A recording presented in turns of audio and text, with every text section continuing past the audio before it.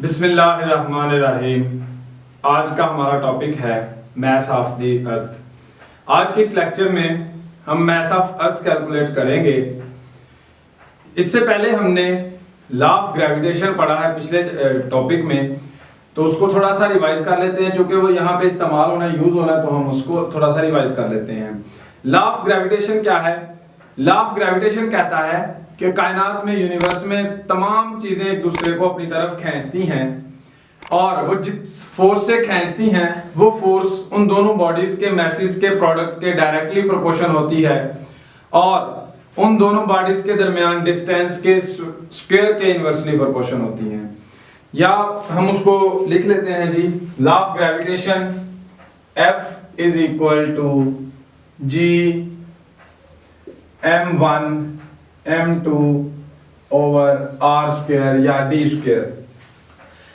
Mass of the earth calculate करने से पहले देखें जरा, कंसीडर कर लें कि हमारे पास एक बॉडी जिसका मास स्मॉल m है वो सरफेस ऑफ द अर्थ के ऊपर पड़ी हुई है, जबकि जो अर्थ का मास है वो me है, कैपिटल me यहां पे मैंने लिखा हुआ है, और जो रेडियस ऑफ द अर्थ है वो r है हमारे पास, capital R।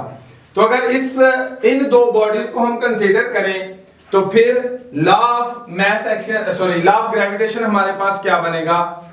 F is equal to G me m over r square. क्योंकि हमारे पास इन दोनों बॉडीज के दरमियान जो डिस्टेंस है, r यहाँ पे मैं इधर बना देता हूं जी, इन दोनों बॉडीज के दरमियान का जो डिस्टेंस है ये r है हमारे पास। तो इन दोनों बॉडीज के दरमियान हमारे पास डिस्टेंस कितना है? रेडियस ऑफ द अर्थ के इक्वल है। एक बॉडी हमारे पास अर्थ है जिसका मास me है, दूसरी बॉडी हमारे पास विद मास स्मॉल m है।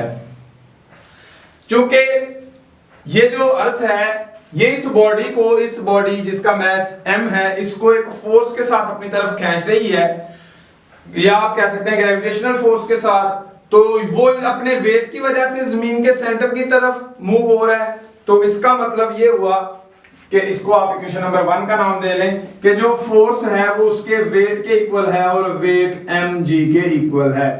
इसको मैं इक्वेशन नंबर 2 का नाम दे देता हूं। तो इक्वेशन नंबर 1 में हम इक्वेशन नंबर 2 जब यूज करेंगे तो देखें जरा, हमारे पास f की जगह पे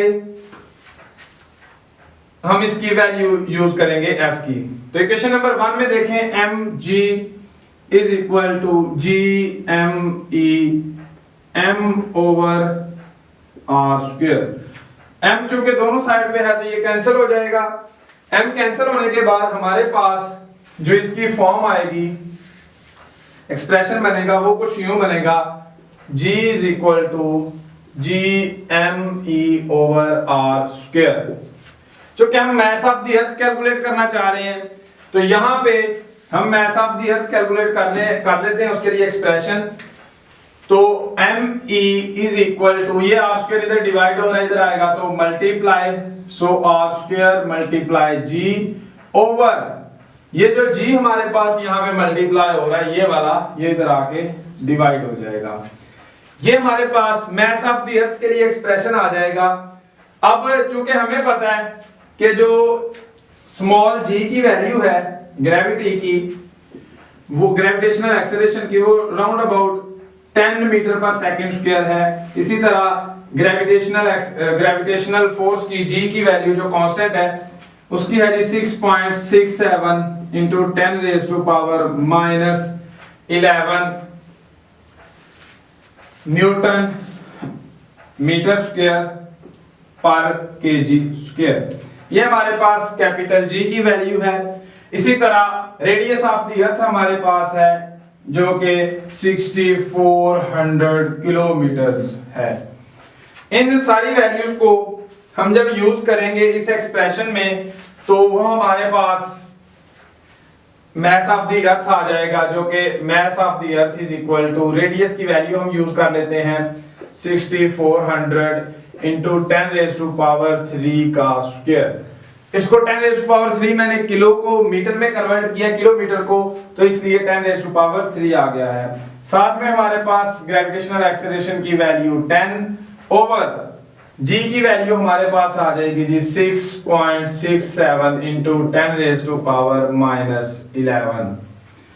यहां तक हमने इसमें वैल्यूज पुट की हैं, जस्ट रेडियस की, ग्रेविटेशनल कांस्टेंट की और ग्रेविटेशनल एक्सेलरेशन की।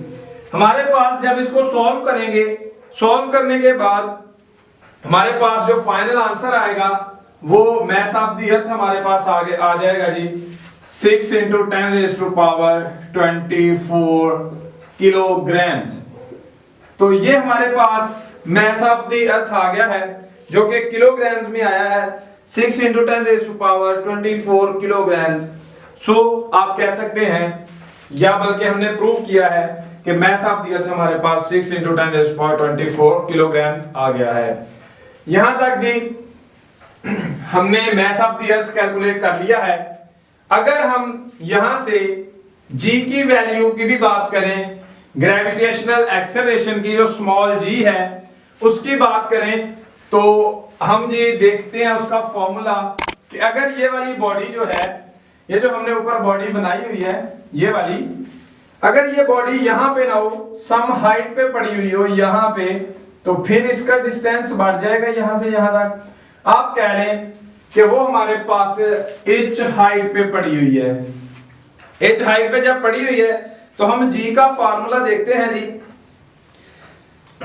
जी अभी हमने मास ऑफ द अर्थ का एक एक्सप्रेशन डिराइव किया था जो कि हमारे पास me = r²g/g आया था। यहां से अगर हम स्मॉल g जो ग्रेविटेशनल एक्सेलरेशन है उसके लिए एक्सप्रेशन बनाते हैं तो वो हमारे पास क्या बनेगा जी, स्मॉल g की वैल्यू, तो वो क्या आ जाएगा जी meg/r²। ये g की वैल्यू आ जाएगी। लेकिन ये तो तब वैल्यू है जब हमारे पास जो बॉडी है वो सरफेस ऑफ अर्थ पे पड़ी हुई है, हमारे पिछले केस में यहां पे जब पड़ी हुई थी। लेकिन अब चूंकि बॉडी h हाइट पे मूव कर गई है तो फिर हमारे पास ग्रेविटेशनल एक्सेलरेशन की वैल्यू gh बन जाएगी जो कि meg/r+h²।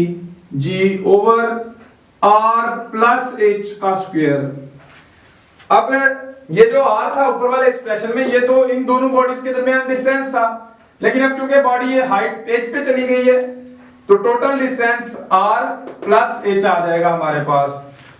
तो जैसे जैसे हाइट इंक्रीज होती जाएगी g की वैल्यू डिक्रीज होती जाएगी क्योंकि डिनोमिनेटर हमारे पास इंक्रीज होता जाएगा। यहां तक जी आज का हमारा टॉपिक था। इस टॉपिक से रिलेटेड आप लोगों का कोई क्वेश्चन हो तो आप लोग कमेंट सेक्शन में पूछ सकते हैं, और अगर अभी तक आप लोगों ने हमारा चैनल सब्सक्राइब नहीं किया तो इसको भी सब्सक्राइब कर दें। Thank you.